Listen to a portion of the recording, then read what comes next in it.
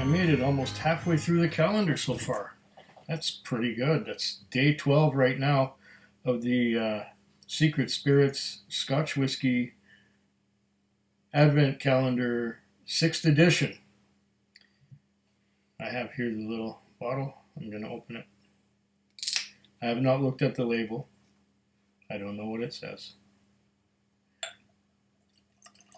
I'm doing this totally blind. I don't even want to know what it says. I don't want to cheat. I want to have fun with this. I want to try it. I want to nose it. I want to taste it. And after I've nosed and tasted it, and I'm good and ready, that's when I want to reveal what I got. So let's start with some detective work, and hopefully we won't get led by ourselves, or I won't get led by myself down a blind alley, which will be a dead end and be a completely wrong assessment of what we got here, or a completely wrong guess of what I think it is. Legs. Oh.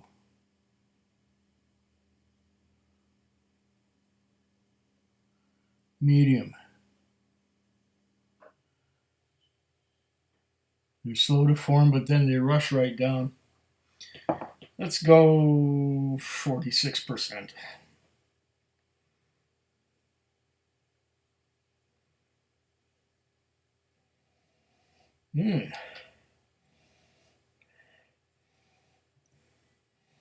Right away. Pears. Pears and a sweetness. Sweetness is almost like a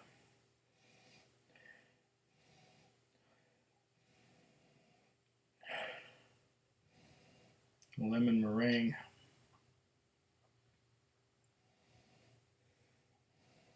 Lemon meringue, cotton candy, pears. This is a light golden color, I would say. Quite light.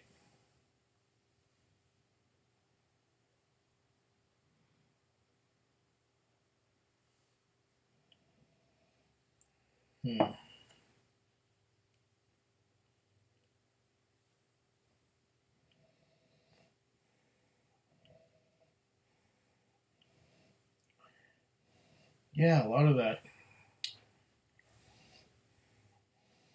Lemon meringue now. Lemon meringue.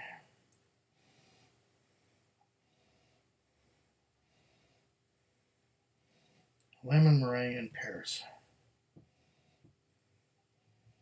Vanillas. Toffee.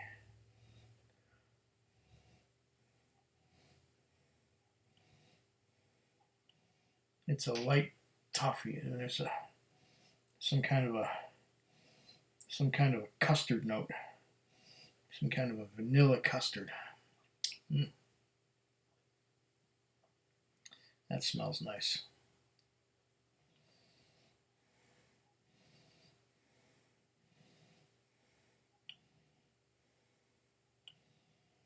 It's like a dessert.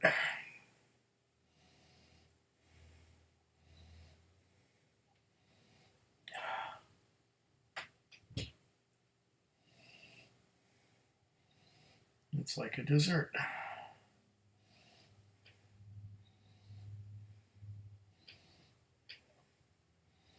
I'd be almost willing to say Sauterne cask. If it's not aged completely in Sauterne cask, it's possibly finished in Sauterne cask. I like Sauterne cask.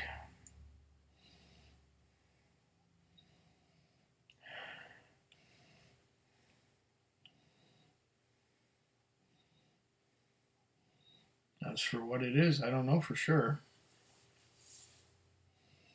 But it smells like there's some caramel and vanilla. I think it's first aged in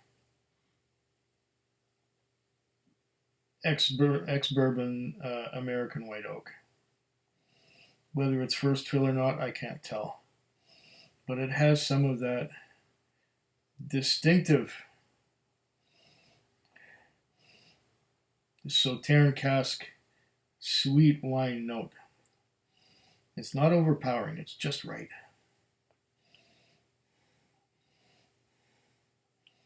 Beautiful nose. I love this.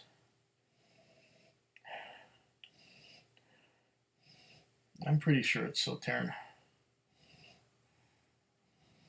Brings me right back to Nectar d'Or. Wouldn't that be something if this was a Glenmorangie Nectar d'Or? It seems to be a lot like it. But it's been, what, a couple of years since I've had Nectar d'Or. This reminds me a lot of it. 6 minutes and I'm already guessing. Wow. Let's have another look at the legs.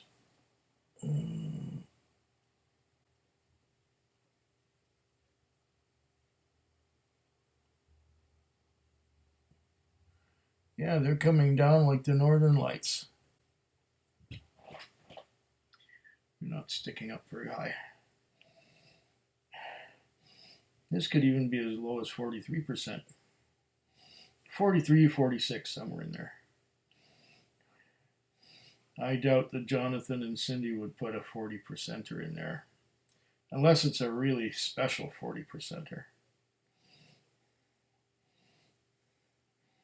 Like maybe a Dalmore or something. Okay, I'm going to taste this now. Wait, first of all, before I taste it, I'm going to cleanse my palate because I did have something to eat half an hour ago. Yeah.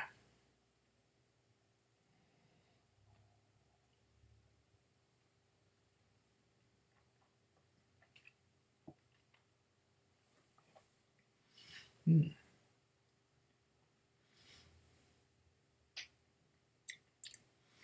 yeah. Oh yeah.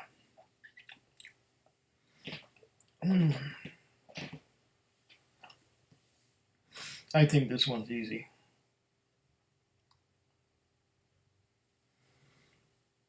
I'm definitely getting a wine finish.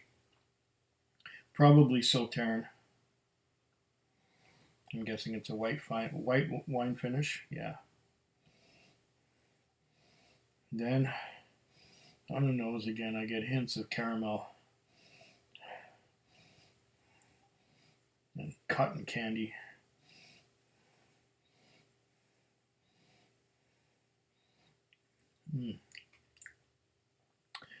Second sip, let's see what I get. I'll give you a better description now. The first sip was just to wet my whistle to get started.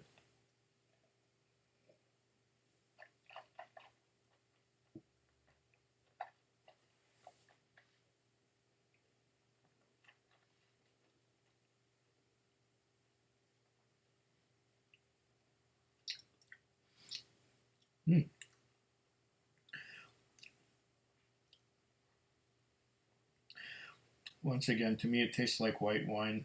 It tastes like a white dessert wine. It's not an excessively high ABV. It's not all that complex. Although I'm getting a little bit of tannins on the tongue and a little bit of tingling on the sides. It's very light and easy drinking. I could get drunk on this without trying. It just goes down so easily. Bit of a hug towards the end, which is nice. The finish, it keeps hanging on. I keep tasting that dessert wine. I keep tasting that custard, and I keep tasting that that lemon meringue. But it's not an overpowering lemon meringue. It's sort of like a it's like a custard, like a lemon meringue, but the lemon is not sharp. It's very dull lemon, if that makes any kind of sense. Wow. Nice.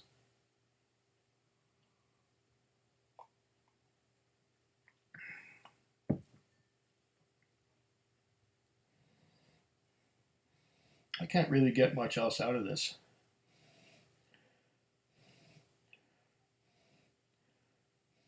There's that Sauternes finish.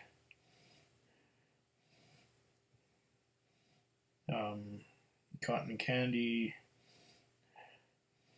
lemon meringue, but dull lemon meringue, not sharp. I get more Sauternes than lemon meringue, actually. Dessert wine, sweet dessert wine.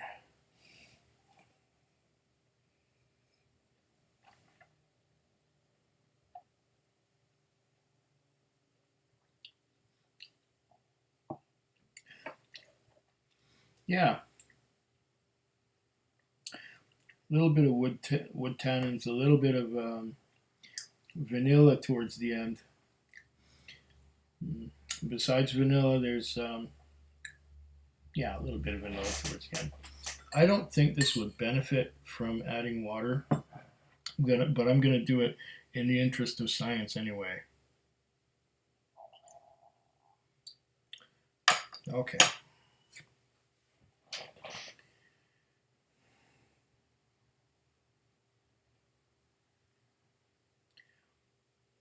Okay.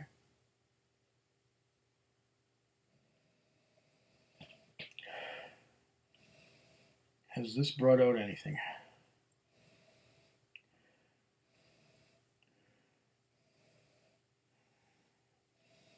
Has this faded anything? I don't think it's improved the nose at all. It might have brought out a little more caramel and vanilla, less of the meringue and custard.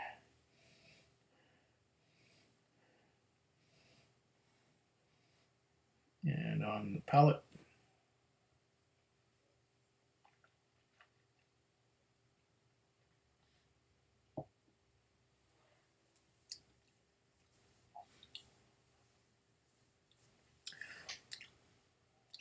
yeah, quite a bit of vanilla on the palate towards the end. Vanilla, white grapes, pears a little bit, tiny little bit of caramel, but not much. More vanilla than anything else.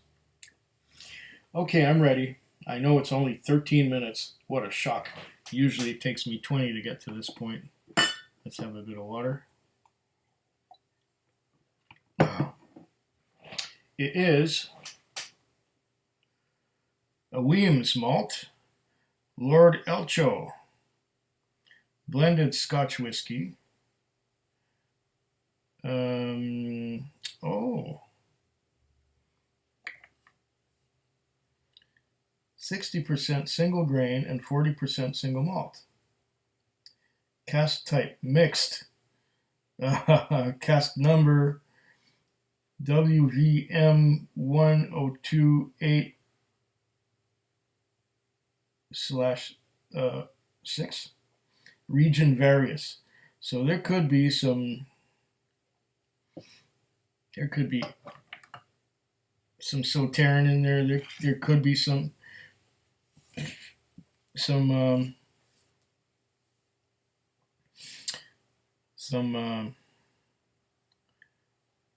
ex-bourbon, but you know what? This was very well done because I did not detect the grain at all.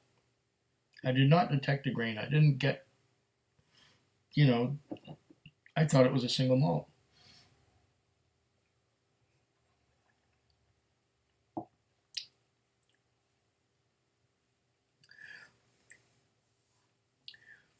There's that cotton candy again. Maybe that cotton candy is coming from the grain, the single grain, rather than from, oh, now I really taste the cotton candy. a lot now that I know what it is. Sometimes it just it just needs to be suggested. I, and on the nose it's a little malty, but on the palate it's a little grainy.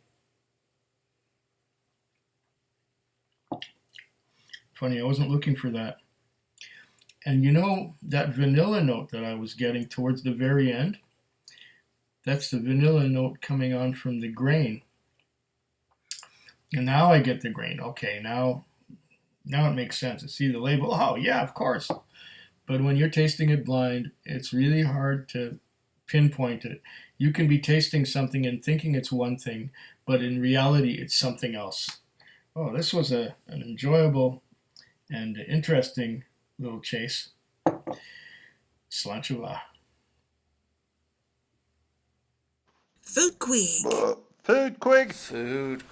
Foodquig. Foodquig. Yeah.